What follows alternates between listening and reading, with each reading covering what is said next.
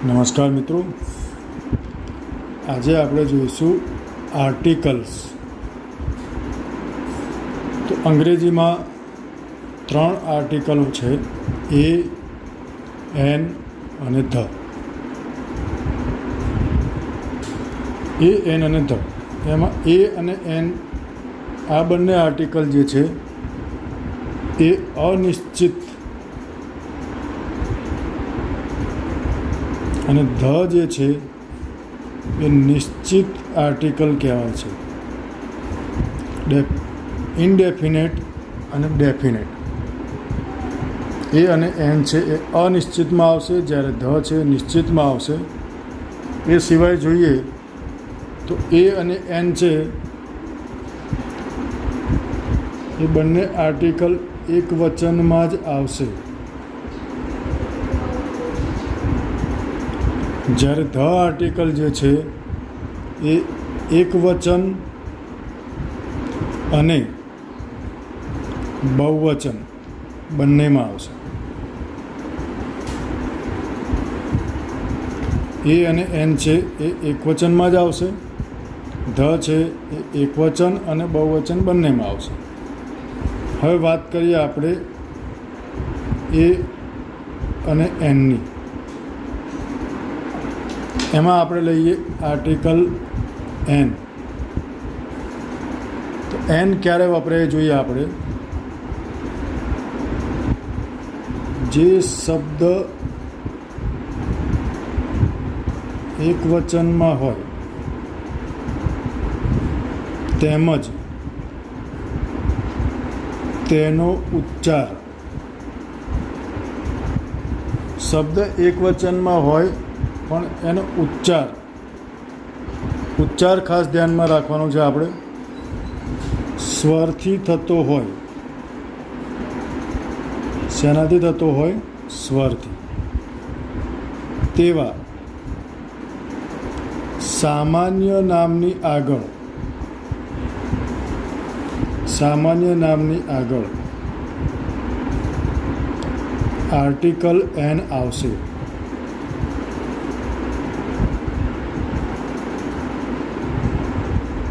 સામાન્ય નામ હોવું જોઈએ. આપણા જે નામ છે ચોક્કસ નામ હોય એમાં આર્ટિકલ એન ના આવે.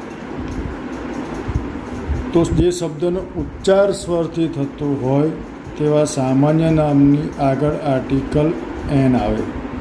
હવે અહીંયા આપણે ધ્યાન રાખવાનું છે કે ઉચ્ચાર સ્વરથી થતો હોય. શબ્દ ગમે તેનાથી શરૂ થતો હોય એ જોવાનું નથી, એનો ઉચ્ચાર જોવાનો છે. દાખલા તરીકે યુરોપિયન. તો યુરોપિયન શબ્દ જે છે એની શરૂઆત થાય છે ઈથી, પણ જ્યારે આપણે ઉચ્ચાર કરીશું તો પહેલો શબ્દ એમાં આવશે યુ. યુરોપિયન. યુ એ સ્વર નથી, તો આમાં અયુરોપિયન આપણે વાપરીશું. આમાં આર્ટિકલ અ આવશે, કારણ કે ઉચ્ચાર કરતી વખતે ગુજરાતીમાં જોઈએ તો અ, આ, ઈ, ઉ, એ, ઐ, ઓ, ઔ, અમ કે અહ. આટલામાંથી કોઈ અક્ષર બોલતી વખતે પહેલાં આવતો હોય એ શબ્દનો આપણે ઉચ્ચાર કરીએ, અને ઉચ્ચાર કરતી વખતે આમાંથી કોઈ પણ એક શબ્દ બોલાતો હોય અને એક વચન હોય તો જ એન આવે, બાકી બધામાં એ આવશે. દાખલા તરીકે ઓનેસ્ટ.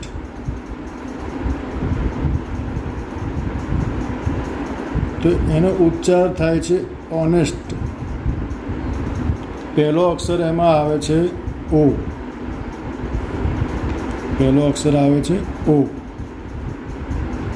તો આમાં આપણે આર્ટિકલ એન મૂકીશું, કારણ કે ઉચ્ચાર થાય છે ઓથી.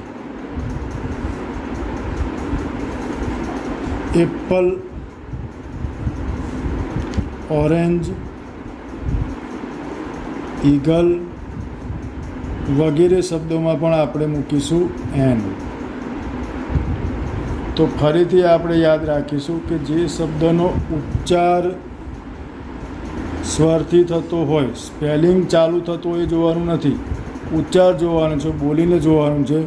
બોલતી વખતે અ, આ, ઈ, ઉ આમાંથી કોઈ પણ એક આવતું હોય અને જો શબ્દ એક વચનમાં હોય તો આપણે એની આગળ આર્ટિકલ એન મૂકીશું. બોલીને જોવાનું છે. આ સિવાયના કોઈ પણ સામાન્ય નામ હોય જે શબ્દનો ઉચ્ચાર સ્વરથી થતો ન હોય અને એક વચનમાં હોય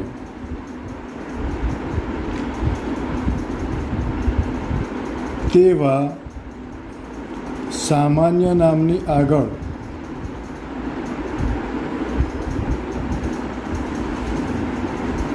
એ આર્ટિકલ આવશે. કયું આવશે? એ. કોઈ પણ હોય, પછી a teacher, a doctor, a farmer, a student વગેરે. તો જે શબ્દનો ઉચ્ચાર સ્વરથી થતો ન હોય, એકવચનમાં હોય અને સામાન્ય નામ હોય તો એ આવે. જે શબ્દનો ઉચ્ચાર સ્વરથી થતો હોય, એકવચન હોય અને સામાન્ય નામ હોય તો એન આવે. એટલે કે આપણે બોલીને જોવાનું છે. બોલતી વખતે સ્વર આવે છે કે વ્યંજન એ નક્કી કરવાનું છે.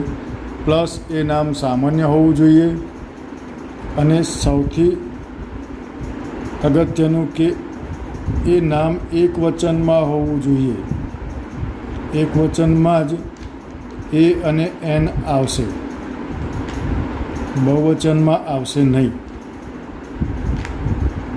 જ્યારે ધ જે છે આર્ટિકલ, ધ આર્ટિકલ એકવચન અને બહુવચન બંનેમાં આવશે. ધ આર્ટિકલ છે એ એકવચન અને બહુવચન બંનેમાં આવશે.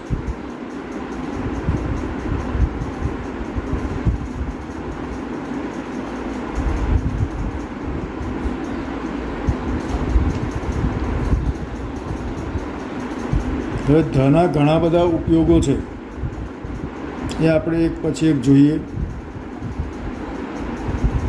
તો દુનિયામાં એક જ હોય તેવી વસ્તુ માટે, દુનિયામાં એક જ હોય, યુનિક વસ્તુ હોય, અજોડ વસ્તુ હોય, યુનિક વસ્તુ હોય તેના માટે. દાખલા તરીકે the Taj, the earth, the moon વગેરે. બીજો એનો નિયમ છે ચોક્કસતા બતાવવા માટે.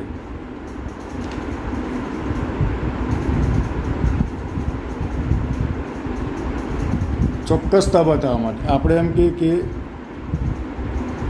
This is the boy whom teacher punished yesterday. તો અહીંયા ચોક્કસ વાત છે કે આ એ જ છોકરો છે જેને ગઈકાલે શિક્ષકે સજા કરી. ચોક્કસતા છે એટલા માટે બોયની આગળ આપણે ધ લગાડી છે. ધર્મગ્રંથો, the Gita, the Bible, the Quran વગેરે. તો ધર્મગ્રંથોની આગળ લાગશે ધ. મોટા વહાણો હોય એની આગળ ધ લાગશે. ધ ટાઇટેનિક, ધ સમ્રાટ વગેરે. મોટા વાહનોની આગળ ધ લાગશે. મોટી નદી પર્વતમાળા, એની આગળ પણ ધ આવશે. દાખલા તરીકે ધ ગંગા, અને પર્વતની વાત કરીએ તો ધ હિમાલયાઝ વગેરે. તો મોટી નદી હોય કે મોટા પર્વતો હોય તો પણ એની આગળ ધ લાગશે. વર્તમાનપત્રો હોય એટલે કે પેપર આપણે જે વાંચીએ છીએ એની આગળ પણ ધ આવશે. દાખલા તરીકે ધ ટાઈમ્સ ઓફ ઇન્ડિયા, તો એની આગળ ધ આવશે. મહાસાગરો, સાગર નહીં, મહાસાગરોની આગળ ધ લાગશે. ધ હિન્દ મહાસાગર, the Pacific,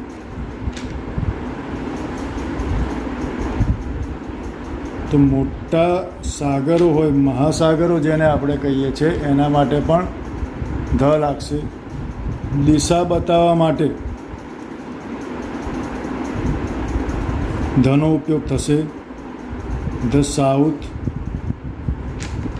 the north, the west, the east વગેરે. દિશા નિર્દેશ કરવા માટે, પોઈન્ટ આઉટ કરવા માટે. દાખલા તરીકે હું કહું look at the board, board તરફ જુઓ, તો અહીંયા દિશા નિર્દેશ કરીએ છીએ એટલા માટે આપણે લગાડ્યું છે ધ, કે બોર્ડની તરફ જુઓ. ખાડી માટે ધ વપરાશે. પુનરાવર્તન કોઈ એકની એક વાતનું કરવાનું હોય તો પણ ધનો ઉપયોગ થશે. ચોક્કસતા બતાવવા માટે પણ ધનો ઉપયોગ થશે.